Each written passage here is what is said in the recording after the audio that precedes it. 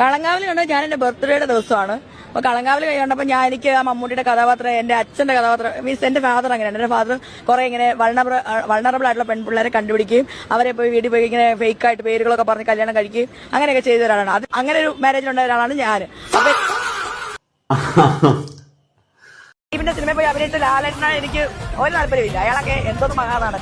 അയാൾക്ക് എന്തെങ്കിലും നിലപാടുണ്ടോ മോഹൻലാൽ എന്നൊക്കെ പറഞ്ഞിട്ട്? അവനൊക്കെ വെറും മൈരാറല്ലേ? അവനൊക്കെ ഒരു ചെയ്തോട്ടെ, നമുക്കെന്താ അഖിൽ മൈരാർ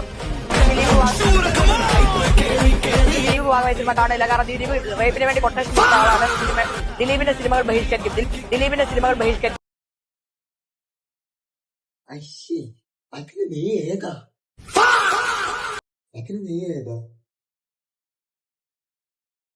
ഇത് ഷിംജിത ചെയ്തത് ശരിയാണെന്ന് പറഞ്ഞ് വാദിച്ച ആ കീടാണുവിൽ ഒരു കീടാണുമാണ് ഇത്.